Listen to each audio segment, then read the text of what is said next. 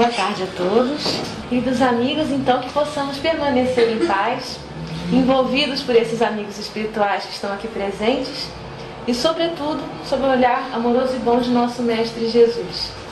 Que possamos aproveitar esses momentos, durante esse estudo, para, através dos fundamentos que a doutrina espírita nos oferece, compreendermos mais a respeito da bondade e do amor de Deus em nossas vidas, a se refletir hoje no tema que nós vamos estudar, que são os anjos da guarda. Então possamos realmente aproveitar esses momentos, focalizando o nosso pensamento aqui, para renovar as nossas energias, para que cada vez mais a gente possa agir na nossa vida de acordo com a vontade de Deus, nosso Pai, alinhando o nosso livre-arbítrio com essa sábia vontade e com isso, desde já, começando a desfrutar da felicidade que nos traz a prática do bem e também da paz de consciência. Então, para iniciar esse tema, nós recorremos naturalmente a Jesus e, buscando as suas palavras no Evangelho de Mateus, lá no capítulo 18, achamos esse versículo 10 que foi a nossa inspiração. O evangelista Mateus, ele nesse capítulo 18 registrou muito dos ensinamentos que Jesus veio nos trazer. Ele começa esse capítulo 18 nos lembrando da necessidade que nós temos de nos assemelhar às crianças, para que sejamos então os maiores no reino de Deus. Ele fala também a respeito dos escândalos. A seguir vem esse versículo que nós vamos analisar daqui a pouco. E depois ele termina esse capítulo 18 contando aquela parábola da ovelha perdida. E como é grande a alegria quando essa ovelha é encontrada e juntada novamente ao rebanho. Mas focalizando a nossa atenção agora nesse versículo 10. Jesus nos diz assim: Vede, não desprezeis a qualquer destes pequeninos, pois eu vos digo que os seus anjos nos céus sempre veem a face de meu Pai que está nos céus. Então, nós vemos aqui vários ensinamentos que Jesus nos traz nesse pequeno versículo. O primeiro deles, focalizamos nessa palavra pequeninos. Muitas vezes, nós podemos nos sentir, ao longo de muito tempo ou pouco tempo, assim, pequeninos. Seja nos sentindo ou achando que o mundo nos acha pequeninos aos seus olhos. E Jesus vem nos dar uma lição de que nós não estamos nunca esquecidos do amor infinito de Deus, já que esse amor se traduz pelo amparo que esses anjos voltam a nós e se dedicam a nós, estão junto conosco, nos amparando a todos os momentos. Um outro ensinamento que nós vemos nesse pequeno versículo é a respeito da condição desses seres que cuidam de nós, desses anjos. Jesus aqui nos diz que eles sempre veem a face de meu Pai. E naturalmente são seres evoluídos, já que estão vendo a face de Deus, conforme essa expressão nos traduz a imagem. Nós entendemos que eles estão em contato direto com o Criador. Todos nós, então, sem exceção, vemos que somos importantes para Deus. E como Ele se preocupa conosco, com o nosso desenvolvimento, permite que espíritos superiores, que são esses anjos, estejam junto conosco durante toda a nossa trajetória. Mas afinal, o que são anjos da guarda?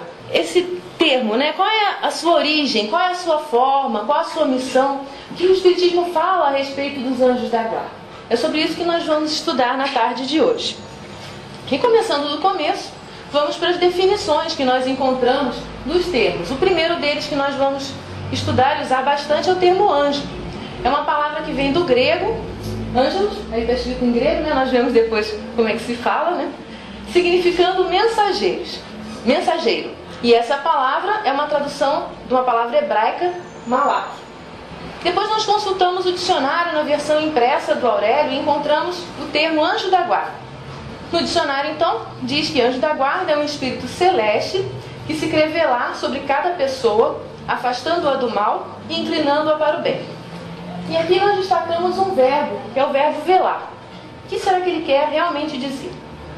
No dicionário também nós encontramos que ele vem do latim vigilare, que significa estar alerta, vigiar, proteger, interessar-se grandemente com zelo vigilante. Nós vemos que o anjo da guarda é um espírito de elevação celeste que se interessa por cada pessoa e a acompanha, e a vigia e a cuida dela com carinho.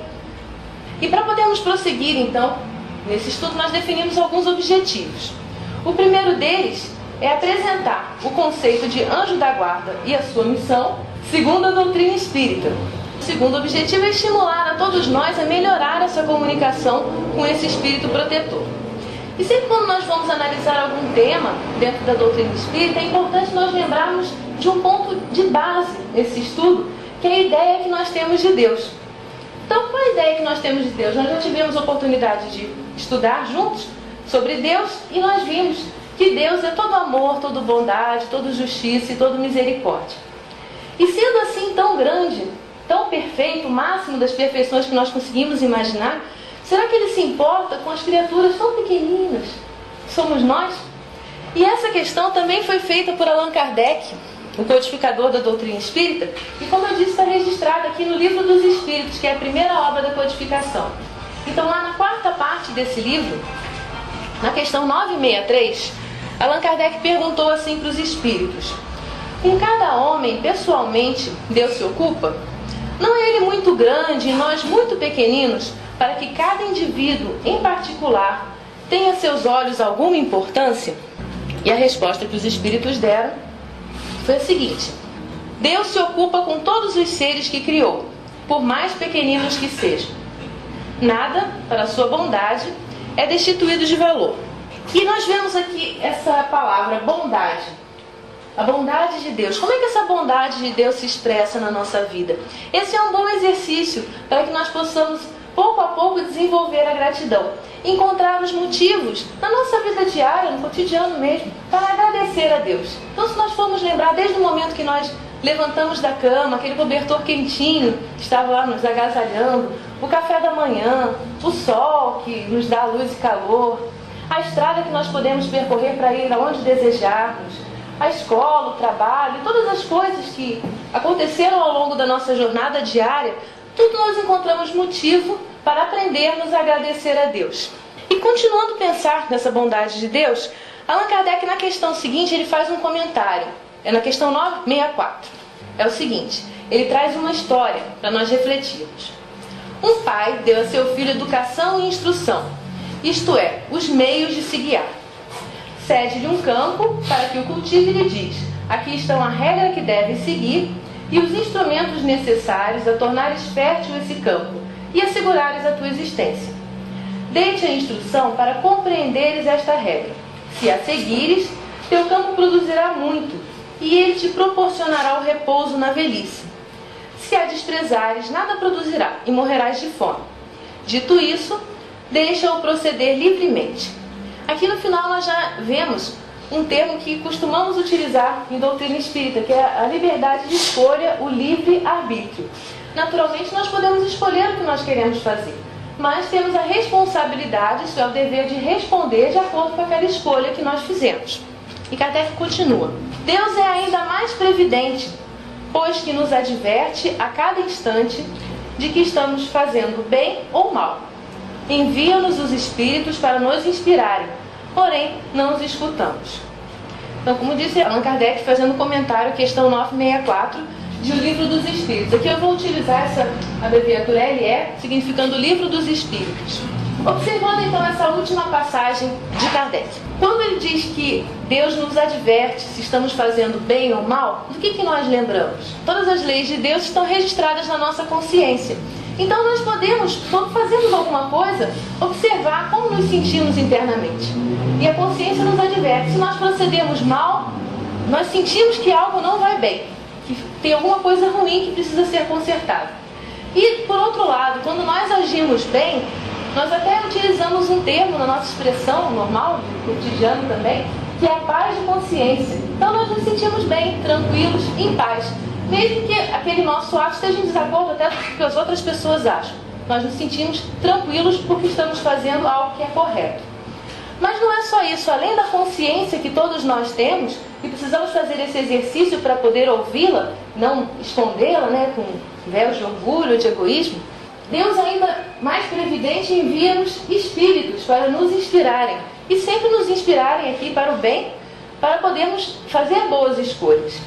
E Allan Kardec também destaca nesse trecho que muitas vezes o comum dos homens não nos escuta, no sentido de que não presta atenção a esses bons conselhos, essas boas inspirações que os espíritos nos dão. Ora, nós vemos que está tudo em nossas mãos e em nossa vontade, então, ouvir bons conselhos e agir de maneira correta, condizente com as leis divinas. aproveitar esses bons conselhos, então depende de nós. E como é que a gente pode fazer isso? É importante, então, para que a gente possa ter essa boa comunicação com esses espíritos bons que nos inspiram, o nosso anjo da guarda, que nós conheçamos um pouco mais a respeito deles, a sua origem, a sua missão, e é isso que nós vamos prosseguir. Vamos ver agora um pouco da origem dos anjos. Kardec ele vai fazer uma questão também aqui no Livro dos Espíritos, agora na segunda parte, que tem por tema Mundo dos Espíritos ou Mundo Espírita. E na questão 128, ele propõe a seguinte pergunta: os seres a quem chamamos anjos, arcanjos, serafins, formam uma categoria especial de natureza diferente da dos outros espíritos? O que nós podemos imaginar dessa questão? Ela nos leva a refletir da seguinte forma: será que Deus criou seres privilegiados que já começaram a sua jornada, a sua vida perfeitos? E a resposta dos espíritos é bem categórica. É a seguinte: não. São os espíritos puros, os que se acham no mais alto grau da escala e reúnem todas as perfeições. E Allan Kardec ainda faz um comentário a essa questão que é interessante nós observarmos. Ele nos diz que a palavra anjo, ela normalmente é utilizada como sinônimo de perfeição moral, mas que também pode ser utilizada como sinônimo de espírito ou gênio, quando a gente fala, por exemplo, anjo mau, aí no sentido de falar espírito mau. Mas ele também nos chama a atenção de que nessa obra, o Livro dos Espíritos, ele vai utilizar a palavra anjo no primeiro sentido, como sendo perfeição moral. Voltando então à resposta que os espíritos nos deram: os anjos são espíritos puros e chegaram ao mais alto grau da escala. Nós ficamos imaginando que escala é essa. Daqui a pouco nós vamos ver. A questão seguinte, que é de número 129, Kardec pergunta assim: os anjos han percorrido todos os graus da escala? E a resposta: percorreram todos os graus, mas do modo que havemos dito. Uns, aceitando sem murmurar suas missões, chegaram depressa. Outros gastaram mais ou menos tempo para chegar à perfeição.